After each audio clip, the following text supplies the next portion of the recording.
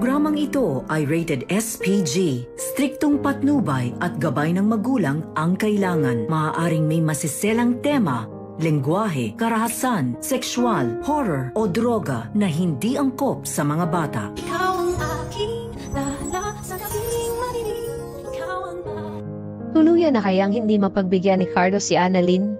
Ano ang pinapahiwatig ni Eric kay Giselle? Magandang araw at eto na nga tayo sa ating pinakaabangang tagpo sa abot kamay na pangarap. Welcome to my channel. Please don't forget to like, comment, and click the bell button para lagi kayong updated sa aking mga videos. Samantala, pagkalabas ni Annalyn ng meeting room ay agad naman kinausap ni Doc Enrique si Carlos kung bakit ayaw niyang pirmahan ang memo na kasama si Annalyn papuntang Japan. Sinabihan ni Doc Enrique si Carlos na with all due respect, Doc Benitez, Dr. Santos deserved the slot to Japan. Kayo na rin ang nagsabi na nirecommend siya ng Neurosurgeon Department at hindi may kakaila na isa siya sa pinakamagaling na neurosurgeon ng East Ridge. Alam mo, Doc Carlos, ayaw kong isipin na pinag-iinitan niyo si Annalyn, ang anak ng asawa mo. Habang si Carlos naman ay napatingin kay Doc Enriquez, sabi ni Carlos na hindi ko pinipersonal si Annalyn. I always practice fairness in this hospital. Alam mo yan. Ang sa akin lang naman, ayaw kong isipin ng buong department na binibigyan ko ng special treatment o special favor si Annalyn at pinoprotektahan ko lang siya at ayaw ko na napag-isipan nila si Dr. Santos na nakukuha niya ang opportunities na to dahil sa stepdaughter ko siya. Dapat niyang paghirapan ito. Napabuntong hininga naman si Doc Enriquez sa mga sinabi ni Carlos at sinabi niya na naiintindihan ko. At sinabihan na ni Carlos na pumunta na si Doc Enriquez sa conference room at susunod na lang siya.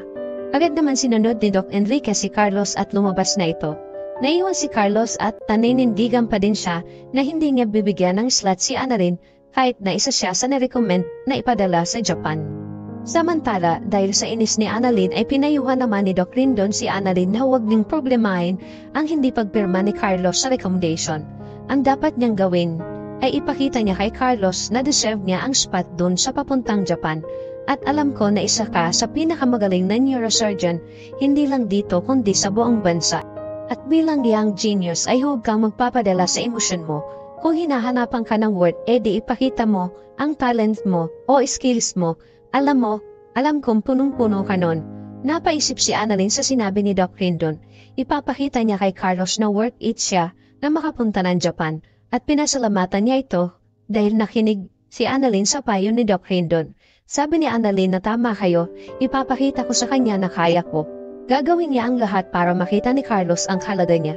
Ngumiti naman si Doc Rindon. Samantala sa Apex sa office ni Giselle, kinausap siya ni Eric pagkalis ni Robert. Sabi ni Eric kay Giselle na mukhang pinagdududahan ako ng kapatid mo sa kakayahan ko na magpatakbo ng isang departamento. Hindi niya ata gusto na pag-appoint mo sa akin bilang isang VP of Finance ng Apex. Sabi ni Giselle na wag mo na lang pansinin ang kapatid ko, total ako naman ang naglagay sa iyo sa posisyon mo at umaasa ako na matutulungan mo ang Apex. Sabi ni Eric kay Giselle na huwag kang mag-alala at gagawin ko ang lahat na makakaya ko para maayos ang Apex.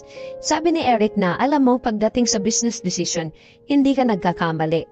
Mahusay ka dun kaya lang pagdating sa personal decision mo, medyo mahina ka dun.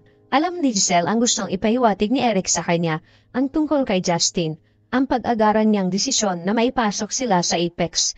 Sabi ni Giselle na ginagawa ko to para sa anak ko, upang makabawi ako sa kanya sa mga panahon na hindi ko siya nakasama, at pagkakataon ko na itong maiparamdam sa anak ko na mahal ko si Justin, at sana maayos na namin ang problema at mapatawad na niya ako sa nagawa ko sa kanya.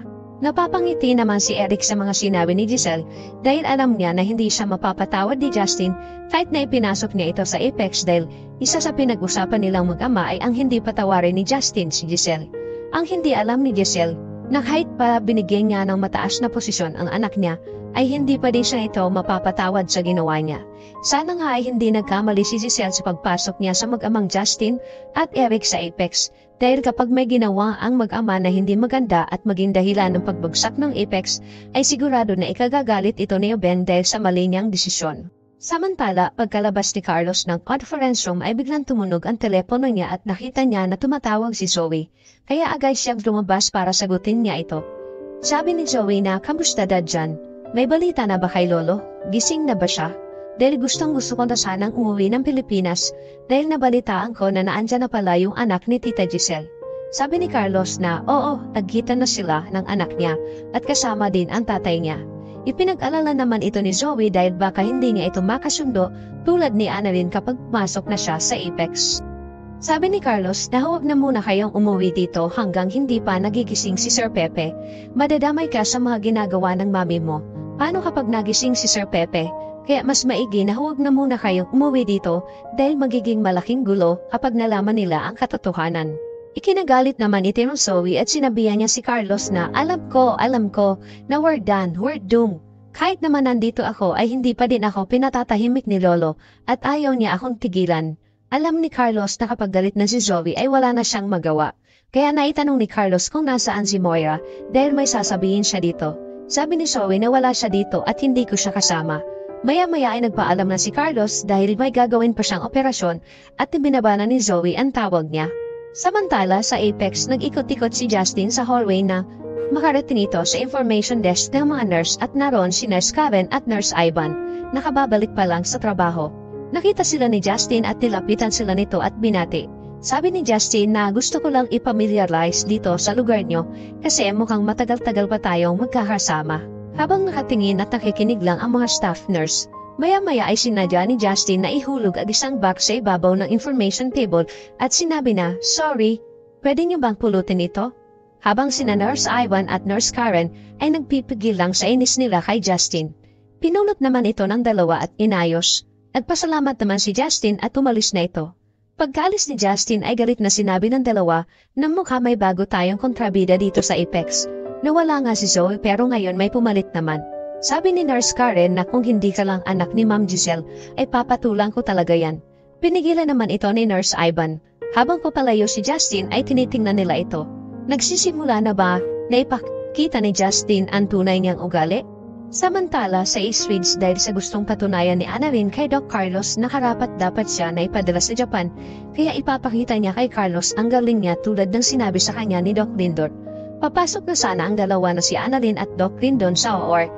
Dahil ang alam nila ay mag-a-assist sila kay Doc Carlos sa isang operation, nang bigla silang hinarang ng isang nurse at sinabihan sila na Doc Javier and Doc Tora Santos you need to scrub out. Ikinagulat naman ito ni Annalyn kung bakit hindi sila pinayagan na makapasok sa OR. Sabi ni Annalyn na, bakit po? Sabi ng nurse na yan ang request ni Dr. Benitez na huwag kayong mag-assist sa kanya. Nagkatinginan naman si Annalyn at Doc Lindon dahil wala silang kaalam-alam sa naging desisyon ni Carlos. Mas lalong lumakas ang kutob ni Annalyn na masyado siyang pinipersonal ni Carlos nang dahil lang nalaman niya na may balak siyang lumipat sa Apex kaya hinahadlagan ni Carlos ang lahat. Gustuin man ni Annalyn na ipakita kay Carlos na deserve niya na maipadala sa Japan. Subalit kung ayaw talaga ni Carlos ay wala siyang magagawa. Galit na umalis si Annalyn habang nakasunod naman sa kanya si Doc Lindon. Kinausap ni Doc Lindon si Annalyn na huwag ka munang magalit kay Doc Carlos, baka may iba siyang dahilan kung bakit hindi niya tayo pinag-assist sa kanya. Naiiyak na lang si Annalyn sa sama ng loob niya kay Carlos. Bakit hinahadlangan ni Carlos si Annalyn?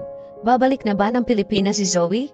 Magkakasundo kaya ni Justin ang mga staff ng Apex? Yan ang ating pakaabangan dito lang sa Abot Kamay na Pangarap. Huwag bibitiw at huwag kalimutan mag-subscribe. Maraming salamat po and God bless.